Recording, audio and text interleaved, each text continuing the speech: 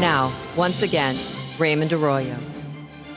Welcome back to The World Over. My next guest is well known to our viewers, anyone who's visited the EWTN website, actually.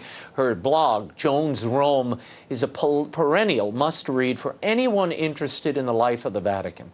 After decades in Rome, if you're looking to make a pilgrimage to the Eternal City, there's no one who knows more about the must-sees and the should-skips than Joan Lewis. She's author of the new book, A Holy Year in Rome, The Complete Pilgrim's Guide for the Jubilee Year of Mercy.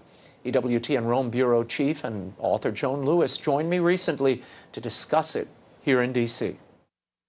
Joan, I want to start with the Holy Year we're in now, this Jubilee Year of Mercy. Now, how did this whole tradition of Jubilee years begin? Where did they come from? And how is this one different?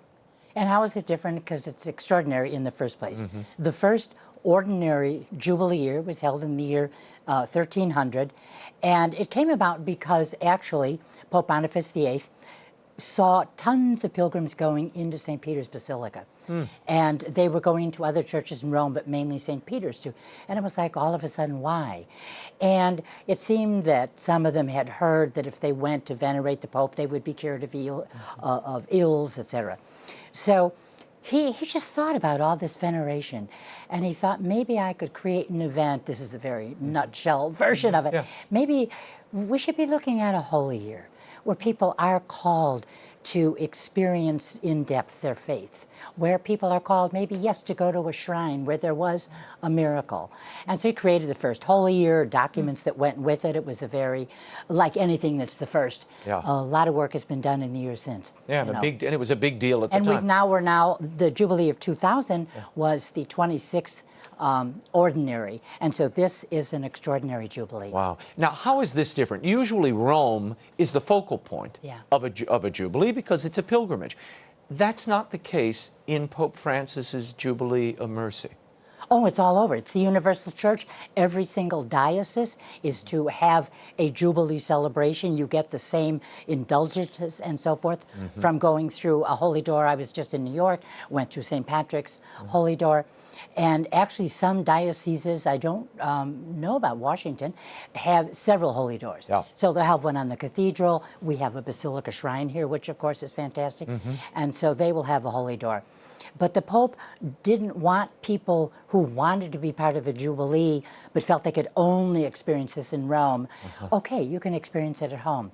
But there's events in Rome. There's a whole calendar, and that's in the book. Yeah. So there are specific Jubilees of priests, deacons, ill people, those who minister to pilgrims, and those are in Rome specifically. So there are events there, but but you really can celebrate it wherever you are, which is a nice thing. But you know, if you look at the history, Raymond, too, you have Compostela. Everybody knows about the Camino going to Compostela. St. James is buried there. You get a shell if you as you accomplish the 900 what miles, and then Jerusalem obviously was the first, the Holy Land. All the relics where Christ died, lived, was buried, etc.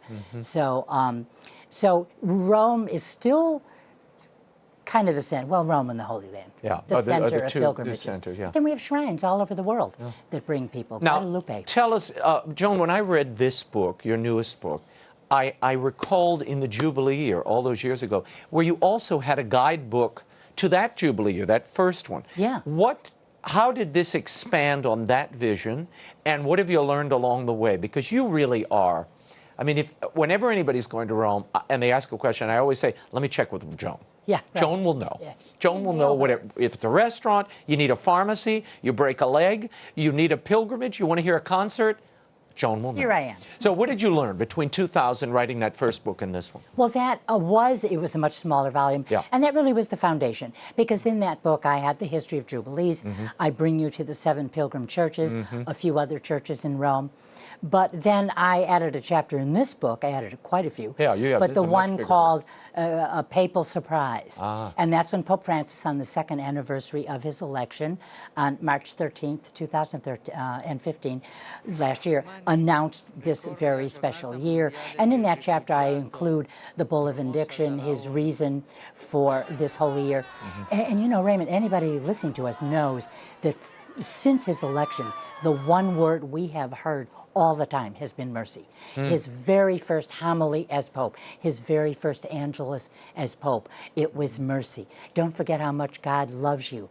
And you know what, folks? His mercy is boundless. Don't forget to ask for it. Don't be afraid to ask for it. And so that's what he said. But it's been, I bring people in the book also to Costa Gandolfo, to the catacombs, to Vatican City Gardens. All of these places can be visited, and in the tips for tourists, I tell you how to. Yeah, no, it's very practical. That's the part I love about it. I mean, I love the history and the suite, but the practicality makes it really useful. What is the biggest mistake, Joan, that people make when they go to Rome, either for the first time or successive times? What's the mistake that you see or you've heard? I think there's two things. I, as a French teacher, always urged my students when we traveled overseas to learn 5, 6, 10 words of the language. The basics that are going to get you a smile, or as even we said earlier, maybe even a glass of wine. The please, Vino, bagno. Vino, certamente. But the please, the hello, the thank you, all the little niceties, that helps. But it is amazing how many people come to Rome when they could be enormously informed, A, by my book, or B, just even go online. There's so much information. The Vatican website. People want to know where to buy this, that, or what hotels to stay at. There is a lot of info online. If you're coming for this Jubilee year, you want to know about that, you want to know the calendar of events, then obviously this is the book for you. Yeah, no, there's lots of interesting practical tips. Okay, Joan, the real important last question. Where should people eat if they're staying at the Vatican? Give me the top 3 restaurants from Joan's Rome. The top one is La Vittoria, which you know, other people in this building know. Great pizza spot, great for fish. Fantastic. It's just a family-run place. 3 blocks from my home. It's about 300 feet from St. Peter's Square. Don't tell them that, because they'll come crash your home wanting a meal, Joan. Well, I'll turn the lights off. They'll think they won't know you're home. Yeah. Well, if they come to La Vittoria, that's where they'll find me. So La Vittoria, and the number of fans that I have that you see at La Vittoria, because they follow my advice. And people bring their book and ask me to sign it. That's always fun, as you know. And then the second one is La Scaletta, the Little Staircase. It's a restaurant just behind Piazza Navona. Fantastic food.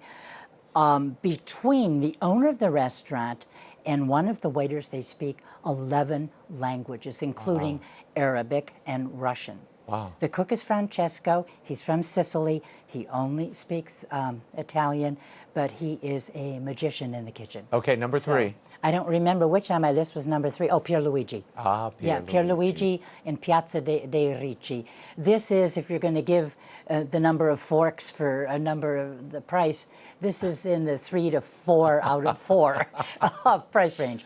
Very elegant, stupendous cooks. The owner, Roberto, cares about everything in the restaurant. If he sees one of his waiters a little off color, in the sense maybe you don't feel well, he'll have him go home rather than just not be a good waiter. He cares about the quality of food. It's a fantastic place. Well, and you care about the quality of pilgrimage and information, and if it's about Rome, Joan has it. It's A Holy Year in Rome by Joan Lewis. Thank you for being here. Well, thank you for talking about it. God love you.